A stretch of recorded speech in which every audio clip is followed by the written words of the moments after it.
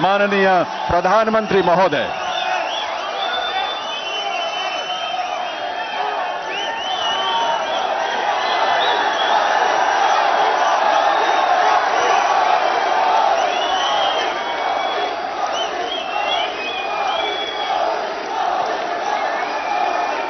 कर्नाटका के मुख्यमंत्री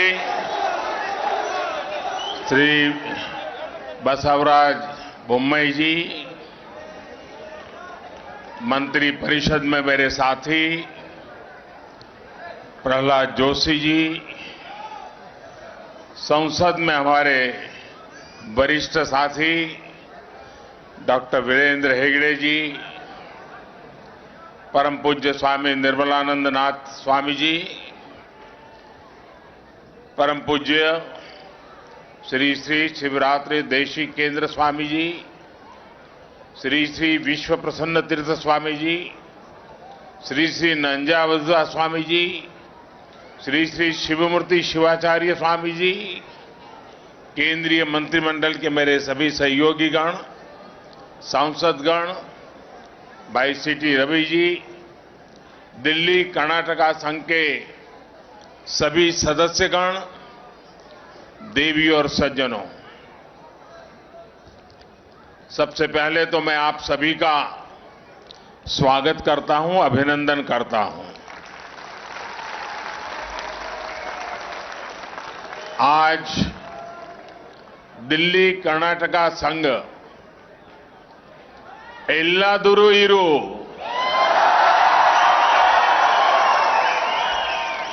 एतादरु इरु ಎಂದೆಲಿಗುನಿ कन्नड़वागिरु,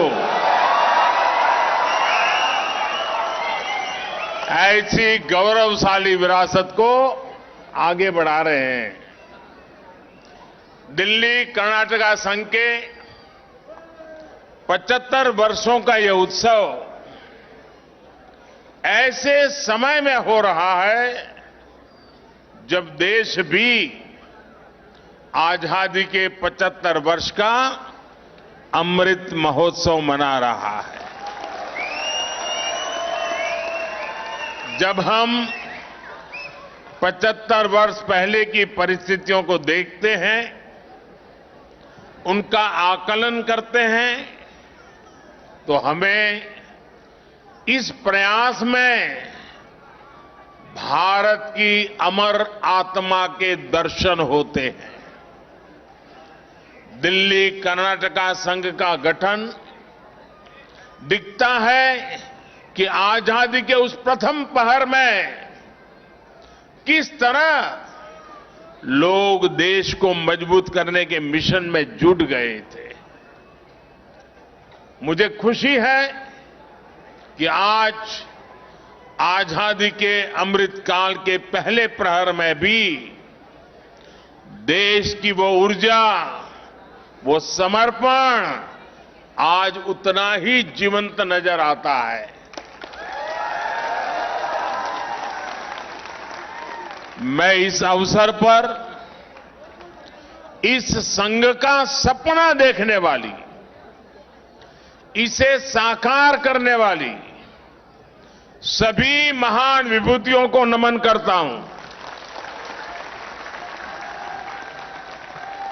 और 75 साल की यात्रा सरल नहीं होती है।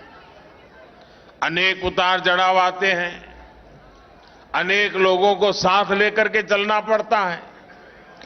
75 साल तक जिन जिन लोगों ने इस संघ को चलाया, आगे बढ़ाया, विकास किया, वे सबके सब अभिनंदन के अधिकारी हैं। मैं कर्नाटका के लोगों को भी राष्ट्र निर्माण के उनके प्रयासों के लिए प्रणाम करता हूं। साथियों, भारत की पहचान हो, भारत की परंपराएं हो या भारत की प्रेरणाएं हो, कर्नाटका के बिना हम भारत को परिभाषित नहीं कर सकते।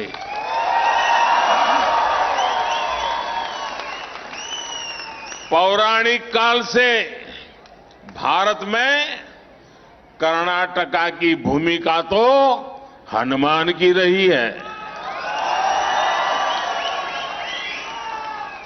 हनुमान के बिना न राम होते हैं न रामायण बनती है।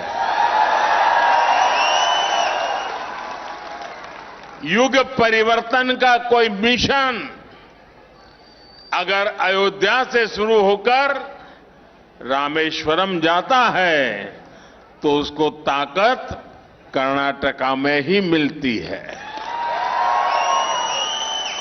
भाइयों बहनों, मध्यकाल में भी जब आक्रांता भारत को तबाह करने का प्रयास करते हैं और सोमनाथ जैसे शिवलिंग तोड़े जाते हैं तो कर्नाटका के देवरा दासिमैया, मादरा चिन्नैया, डोहर कक्कैया और भगवान बसवेश्वरा जैसे संत जन जन को इष्टलिंग से जोड़ देते हैं। जब देश पर बाहरी ताकतें हमला करती है तो रानी अबक्का, ओनाके ओबावा, रानी चेन्नम्मा और क्रांतिवीरा संगोली रायन्ना जैसे वीर उनके सामने दीवार की तरह खड़े हो जाते हैं। आजादी के बाद भी काशी हिंदू विश्वविद्यालय के पहले वाइस चांसलर महाराजा कृष्णराजा अडियर से लेकर फील्ड मार्शल के.एम. करीबप्पा और भारत रत्न एम. विश्वेश्वरैया तक कर्नाटका ने हमेशा भारत को प्रेरित भी किया है और आकर्षित भी किया है। और अभी हम पूज्य स्वामी जी से काशी के अनुभव सुन रहे थे। साथियों, कन्नड़ा के लोगों ने हमेशा एक भारत श्रेष्ठ भारत के मंत्र को जिया है। उसकी प्रेरणा उन्हें कर्नाटका की धरती से ही मिलती है। राष्ट्र कवि कुवेंपु की रचना नाड़ा गीते हम अभी सभी ने उसको सुना और पूज्य स्वामी जी ने भी उसकी व्याख्या की। कितने अद्भुत बोल है। जय भारत जननी या तनु जाते, जय है कर्नाटका माते। कितनी आत्मीयता से उन्होंने कर्नाटका माते की स्तुति की है। इसी में उन्होंने कहा है कि वो भारत माता की तनु जाते हैं। इस गीत में भारत भर की सभ्यता का भी वर्णन है और कर्नाटका के महत्व और भूमिका का भी जिक्र है। जब हम इस गीत के भाव को समझ लेते हैं तो हम एक भारत श्रेष्ठ भारत की भावना को भी समझ जाते हैं। साथियों, आज जब भारत G20 जैसे बड़े वैश्विक समूह की अध्यक्षता कर रहा है तो लोकतंत्र की जननी, मदर ऑफ डेमोक्रेसी के रूप में हमारे आदर्श हमारा मार्गदर्शन कर रहे हैं। अनुभव मंटपा के जरिए भगवान बसवेश्वरा के वचन, उनके लोकतांत्रिक उपदेश भारत के लिए एक प्रकाश की तरह है। ये मेरा सौभाग्य है कि मुझे लंदन में भगवान बसवेश्वरा की मूर्ति के लोकार्पण का, हमारे इस गौरव के विस्तार का मौका मिला। साथ ही अलग अलग भाषाओं में उनके वचनों को रिलीज करने का मुझे अवसर भी मिला। ये उपलब्धियां इस बात का सबूत है कि कर्नाटका की विचार परंपरा भी अमर है, उसका प्रभाव भी अमर है। साथियों, कर्नाटका ट्रेडिशंस की धरती भी है और टेक्नोलॉजी की भी धरती है। यहां हिस्टोरिक कल्चर भी है और मॉडर्न आर्टिफिशियल इंटेलिजेंस भी है। अभी आज सुबह ही मैं जर्मन चांसलर से मेरा मीटिंग थी और मुझे खुशी है कि कल से उनका कार्यक्रम बेंगलुरु में हो रहा है। आज G20 समूह की भी एक बड़ी बैठक बेंगलुरु में चल रही है।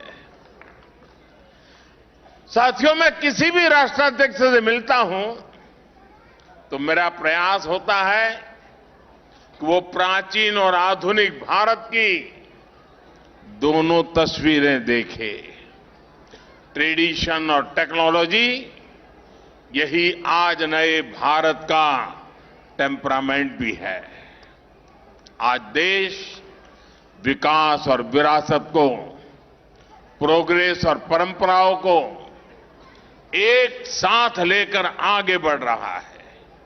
आज एक और भारत अपने प्राचीन मंदिरों को, सांस्कृतिक केंद्रों को पुनर्जीवित कर रहा है, तो साथ ही हम डिजिटल पेमेंट के मामले में वर्ल्ड लीडर भी बन जाते हैं। आज का भारत हमारी सदियों पुरानी चोरी हुई मूर्तियों को, आर्टिफैक्ट्स को विदेशों से वापस ला रहा है। और आज का भारत विदेशों से रिकॉर्ड फॉरेन डायरेक्ट इन्वेस्टमेंट भी लेकर आ रहा है।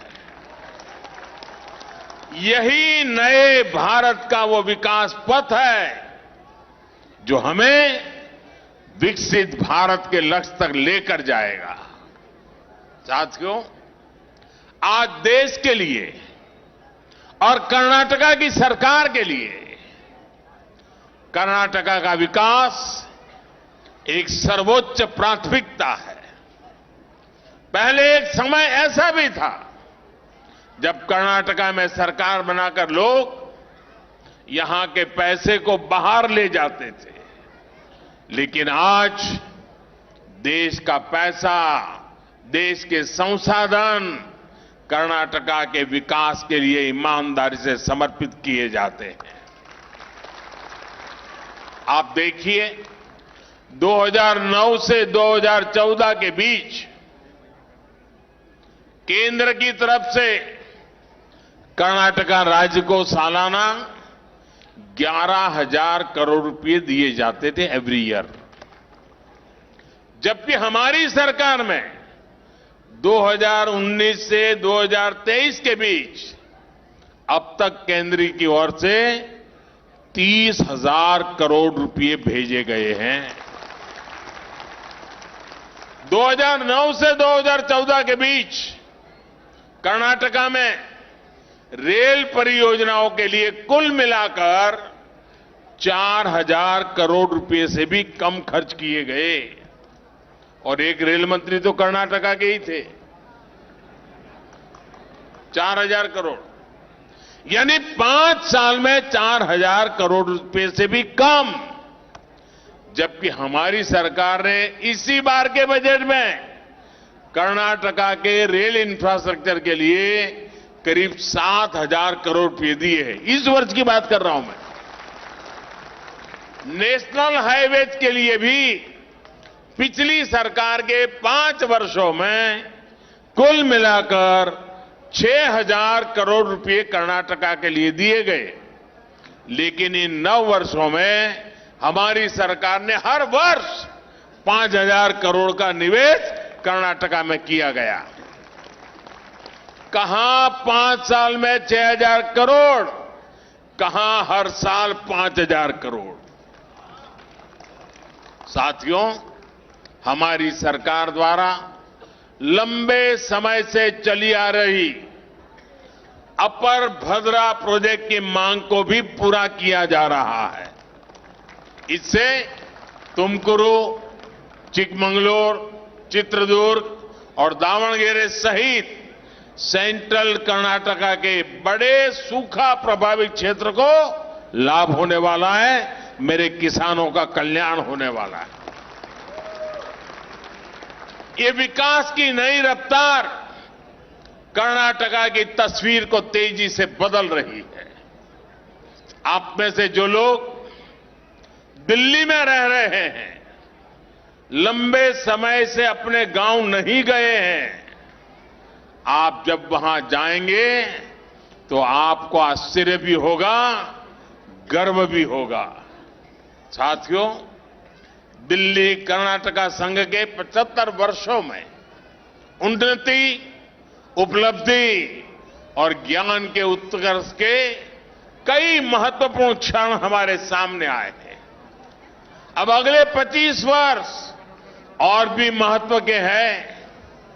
अमृत काल और दिल्ली कर्नाटका संघ के अगले 25 वर्षों में आप कई महत्वपूर्ण काम कर सकते हैं। जिन 2 चीजों पर आप फोकस कर सकते हैं वो है कली के मत्तू कले, यानी ज्ञान और कला। अगर हम कलिके की बात करें तो हम जानते हैं कि हमारी कन्नड़ा भाषा कितनी सुंदर है, इसका साहित्य कितना समृद्ध है। साथ ही साथ कन्नड़ भाषा की एक और विशेषता है, ये वो भाषा है जिसे बोलने वालों में रीडिंग हैबिट बहुत स्ट्रांग होती है। कन्नड़ भाषा के पाठकों की संख्या भी बहुत ज्यादा है। आज किसी कन्नड़ में कोई अच्छी नई किताब आती है तो कुछ ही हफ्तों में पब्लिशर को उसे रीप्रिंट करवाना पड़ता है।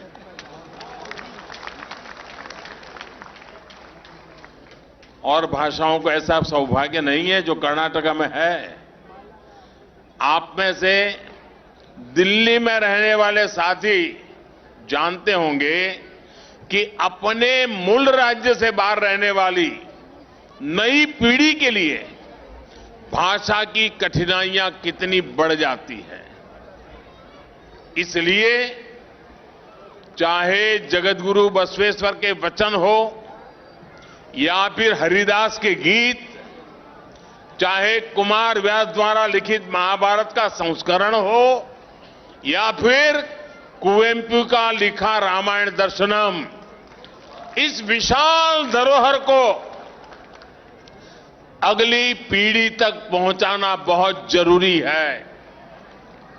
मैंने सुना है कि आप लाइब्रेरी भी चलाते हैं। आप नियमित रूप से स्टडी सर्कल, सेशंस, साहित्य संबंधित चर्चा, बार बार अनेक कार्यक्रम आप आयोजित करते रहते हैं। इसे और अधिक प्रभावी बना सकते हैं।